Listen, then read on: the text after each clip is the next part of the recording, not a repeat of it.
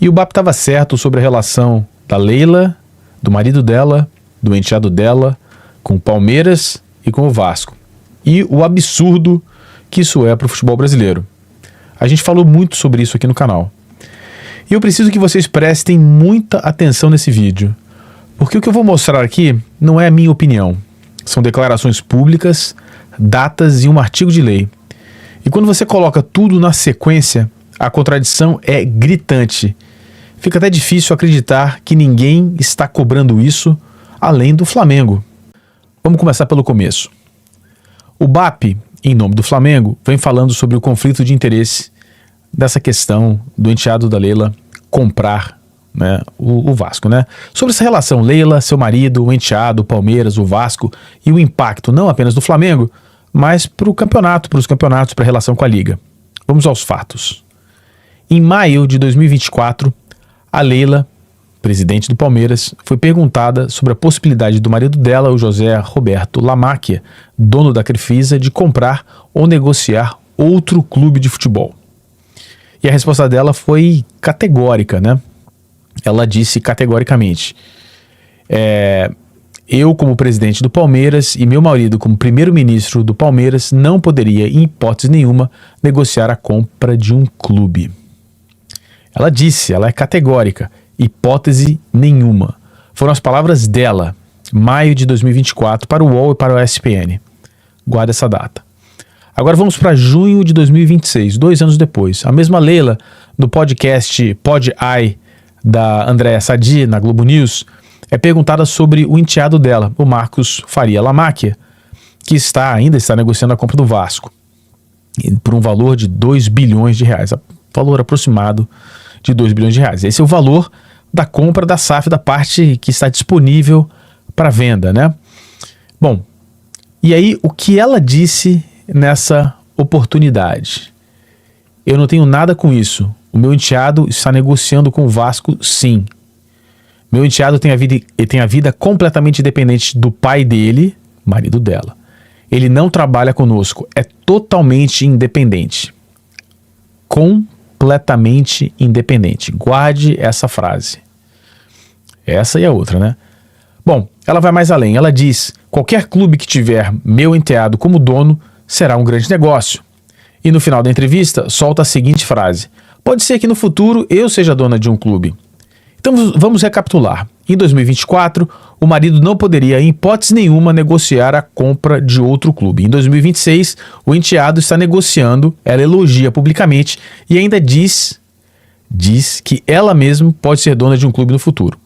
A mudança de discurso é absurda. Mas tudo bem, vamos seguir, porque o melhor ainda não chegou.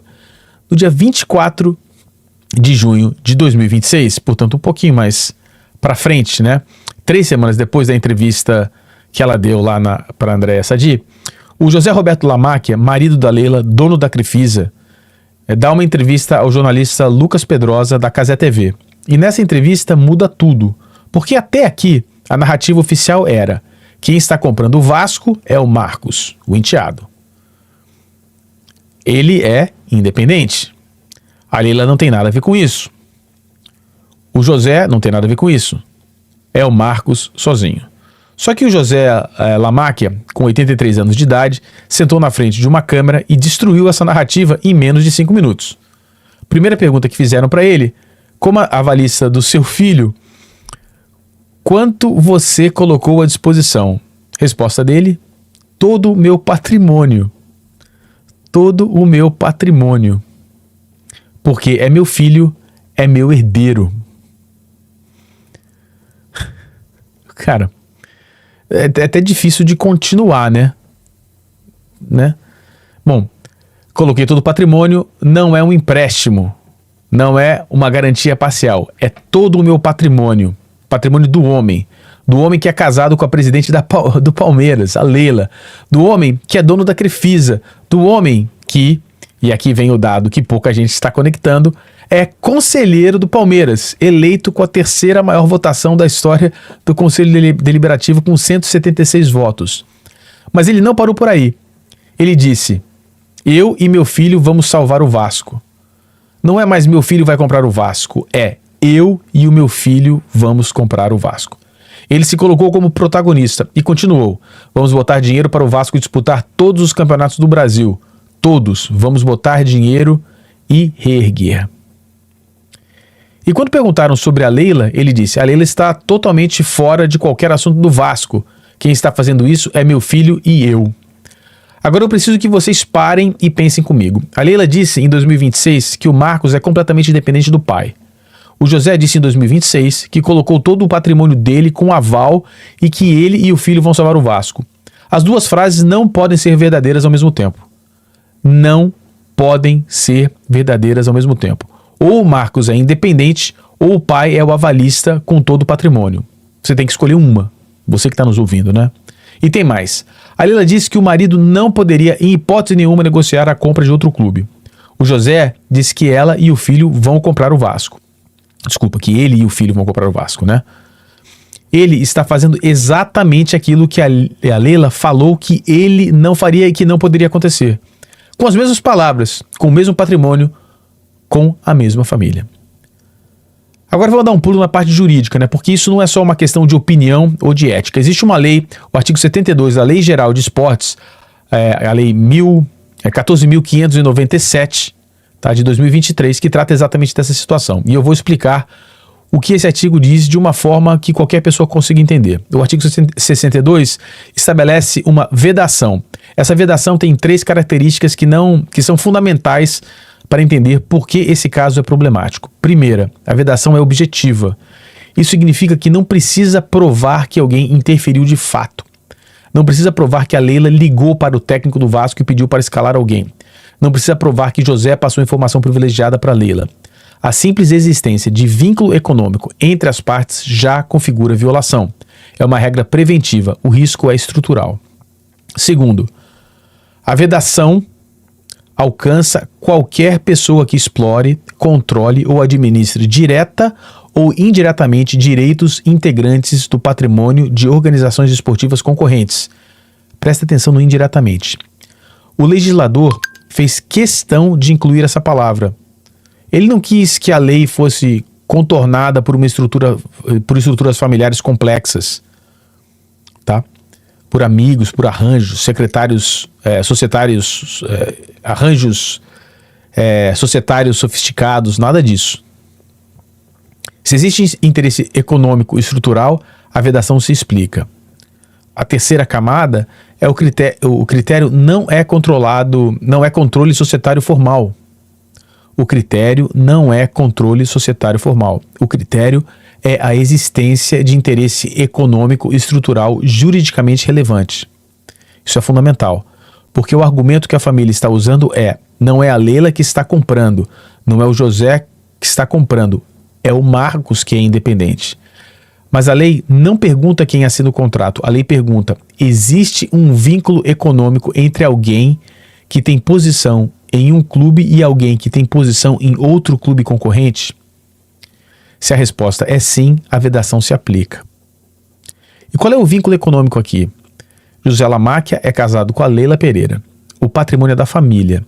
Ele declarou publicamente que colocou todo o patrimônio como aval, como avalista lá do filho dele. Ele é conselheiro do Palmeiras, ela é presidente do Palmeiras, e o dinheiro que está indo para o Vasco é o dinheiro do casal. Tem um artigo jurídico publicado do Consultor Jurídico em maio de 2026, escrito por um especialista em direito desportivo, que analisa exatamente essa questão. E a conclusão dele é direta. O núcleo do veto não reside na titularidade societária abstrata, mas na coexistência objetiva de vínculos econômicos capazes de gerar incompatibilidade normativa e estrutural entre a organização esportiva congêneres. Traduzindo, não importa o nome de quem está o contrato, importa de onde vem o dinheiro e quem se beneficia. E aqui entra o ponto que eu considero o mais importante desse vídeo inteiro, e que ninguém está falando com a profundidade que deveria.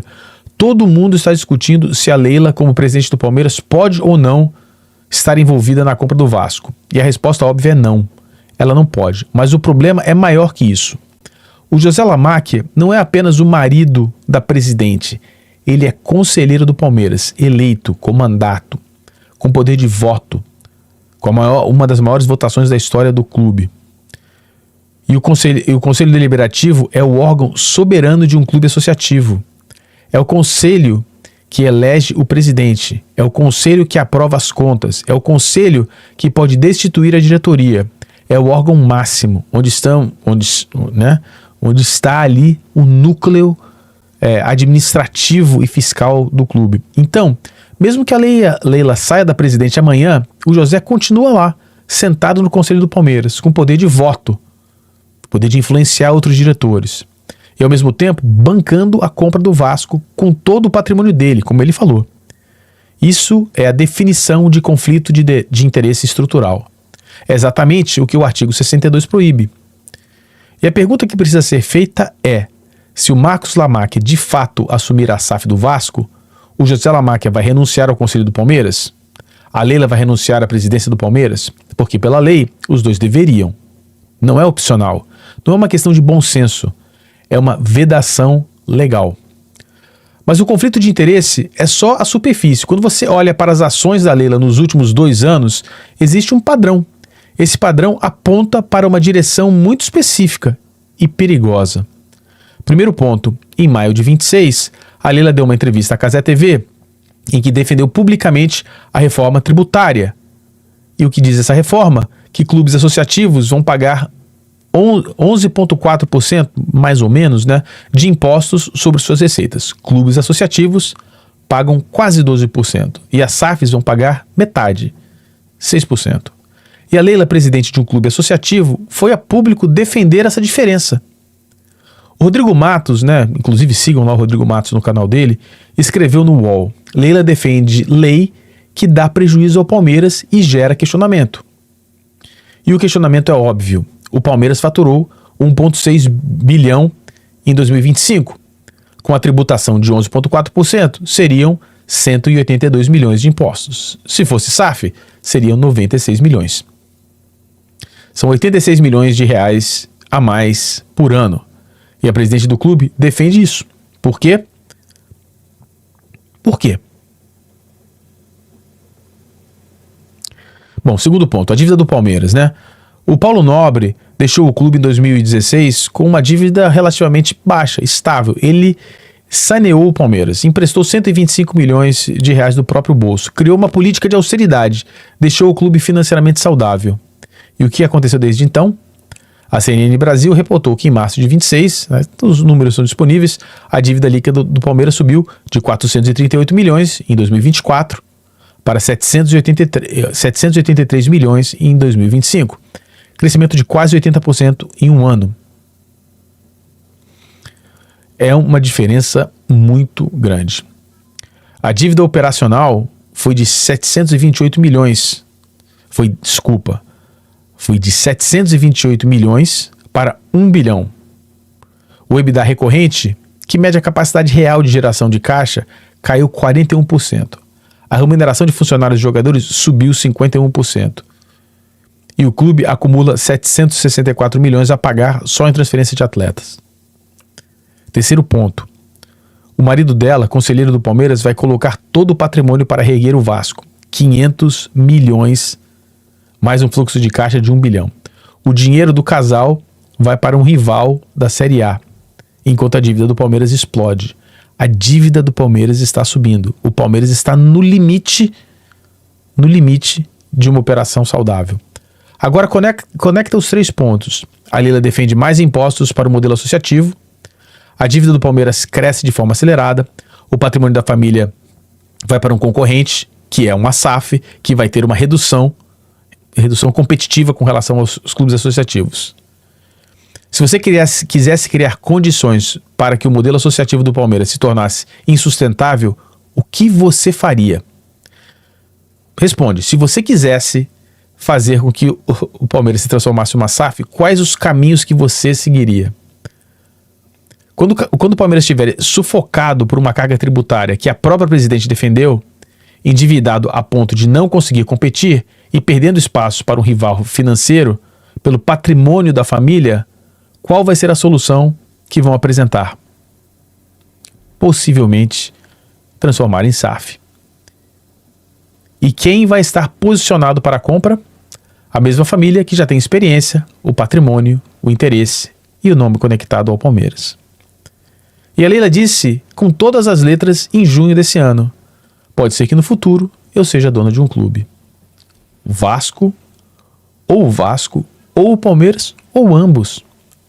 O trabalho do Paulo Nobre está sendo desmontado e o Palmeiras precisa entender isso antes que seja tarde. Agora o BAP, presidente do Flamengo, já se posicionou. Ele disse publicamente que vai à justiça caso a compra se concretize. E a frase dele foi: não é o Flamengo malvadão, é a lei. E ele tem razão, né? Porque a lei é clara. O artigo 62 é claro. As declarações do José Lamáquia tornaram impossível sustentar a narrativa de que o Marcos é independente. Impossível. Se houvesse alguma possibilidade, o José Roberto Lamáquia não poderia ter dito o que disse. O próprio pai foi a público e falou: todo o meu patrimônio e meu filho, eu e meu filho vamos salvar o Vasco. Ele está confessando o vínculo econômico, que a lei proíbe. Ele está dizendo com todas as letras que não é o Marcos sozinho, é ele. E ele é casado com a Leila. É o patrimônio dele, é o patrimônio do casal. E ele é conselheiro do Palmeiras. Eu quero deixar claro, eu não tenho nada contra a família Lamáquia investir no futebol. Se eles querem comprar o Vasco, comprem. Mas, então, que renunciem às posições no Palmeiras. As duas coisas não podem coexistir. Não é minha opinião, é a lei. E o que incomoda, na verdade, é a tentativa de contornar isso com narrativas. A Leila não tem nada a ver com isso, essas bobagens. Ela é casada com uma avalista. O Marcos é independente? Não é. O pai colocou todo o patrimônio disponível. E só o filho tá comprando? Pô, não é. Ele e o pai. O pai disse: eu e meu filho. Cada declaração que eles dão contradiz a declaração anterior. E cada contradição reforça o que a lei já presume, que existe interesse econômico estrutural compartilhado entre membros da mesma família, que ocupam posições em clubes concorrentes. Mas não pense que se trata de uma reclamação do Flamengo e um problema para o Flamengo. É um problema para o campeonato. E é exatamente aqui que a gente precisa falar sobre o impacto no futebol brasileiro, sobre a competição, sobre o princípio de competição. Porque os torcedores do Vasco e do Palmeiras, que no primeiro momento podem estar comemorando o dinheiro ou a força política conjunta, deveriam estar profundamente preocupados. É matematicamente e esportivamente impossível manter um equilíbrio real entre dois clubes controlados por uma única pessoa, uma única família. É impossível dois clubes jogando o mesmo campeonato terem um controle equilibrado, mesmo porque os dois clubes, no final das contas, estão brigando pelo mesmo campeonato. A história do futebol europeu já provou isso exaustivamente. O Red Bull Salzburg virou celeiro do Red Bull Leipzig. 18 jogadores transferidos entre os dois clubes desde 2015, quase todos abaixo do valor de mercado. O Salzburg desenvolve, o Leipzig colhe. Um clube inevitavelmente se torna um satélite do outro. No Brasil, já aconteceu com o Palmeiras, né? Lembrando lá, Palmeiras, Parmalat, né? Muito tempo atrás. Com o Vasco e Palmeiras na mesma série, na mesma divisão, disputando os mesmos títulos, as mesmas vagas para Libertadores, os mesmos campeonatos, os mesmos pontos, essa dinâmica seria ainda mais destrutiva. Já vimos isso, né? Como eu falei, Palmeiras, Parmalat, Juventude, não dá certo. Como fica a integridade da competição quando esses dois times se enfrentarem na reta final do Brasileiro disputando o título ou vaga na Libertadores? Ou imagine que os times vão se enfrentar e um time disputa o campeonato e outro tem um jogo de Copa do Brasil. Qualquer decisão sobre poupar jogadores ou não poupar será questionado. A percepção de legalidade e imparcialidade é fundamental em competições esportivas. Quem garante que não vai existir um jogo com intensidade reduzida, uma escalação estratégica, um resultado conveniente? Não precisa nem haver combinação explícita. A simples percepção de que os clubes respondem ao mesmo bolso já contamina a credibilidade do campeonato inteiro. Bom, sem falar também, né, no mercado de transferências, né? O que impede que um clube seja usado como time B do outro? Comprando jogadores jovens pelo Vasco, por exemplo, o Vasco desenvolve, repassando ao Palmeiras por um valor mais baixo do que o valor de mercado. Ou o contrário, né? Mandando jogadores porque não tem espaço no Palmeiras para o Vasco por empréstimo, por cifras simbólicas, inflando o elenco de um e esvaziando as despesas do outro. Isso não é teoria, é exatamente o que acontece com o Salzburg e o Leipzig. Ou até mesmo, numa escala menor, com os clubes do Grupo City, né? E toda a rede multiclube, na verdade, a gente também viu coisas similares, né? Com o Botafogo, né? A UEFA, né, tá tentando, de alguma maneira, regular isso, se esforça para fazer um regulamento que contenha esse tipo de situação. Esse processo de transferência de atleta, com as futuras restrições aplicadas do fair play financeiro do futebol brasileiro, da CBF, esse arranjo multiclubes dentro da mesma divisão vai destruir esses sistemas de controle do fair play financeiro. Negociações abaixo do valor de mercado, prazos alongados. Essa discussão, galera, vai muito além do campo. Pensa no compartilhamento de informações, dados de scout, relatórios táticos, estratégia de mercado. Se a família tem acesso ao que acontece dentro dos dois clubes, um deles sempre vai ter uma vantagem informacional sobre os outros. Isso é a destruição da isonomia competitiva. Mas o problema mais grave talvez seja na governança do futebol brasileiro.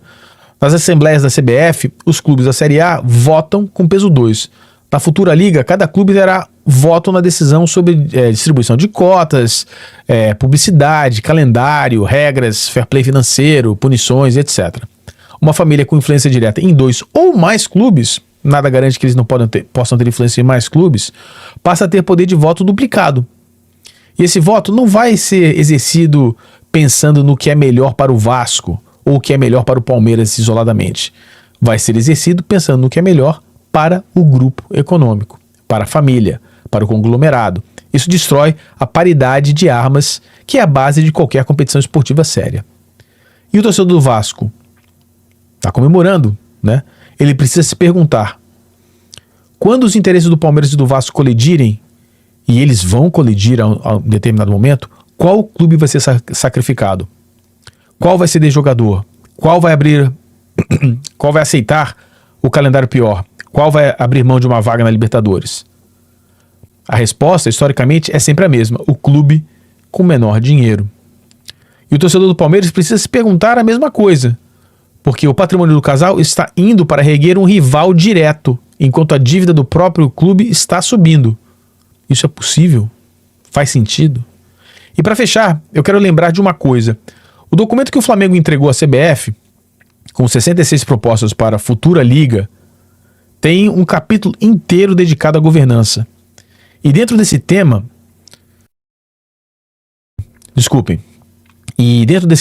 uma das propostas é exatamente essa: proibir que o mesmo grupo econômico ou família tenha influência em 2 clubes da mesma divisão, com um período de cool-off, aquele período de isolamento, de quarentena, de pelo menos 3 anos. O Flamengo já estava antecipando esse problema, e agora o problema está na cara. A pergunta que fica é: a CBF vai aplicar a própria lei? O jurídico vai ser provocado? Ou vamos continuar fingindo que o Marcos é independente, enquanto o pai dele, conselheiro do Palmeiras, declara em rede nacional que vai colocar todo o patrimônio dele para reerguer um rival? A lei existe, as declarações existem, as contradições existem, agora esperar para ver quem vai ter coragem de cobrar.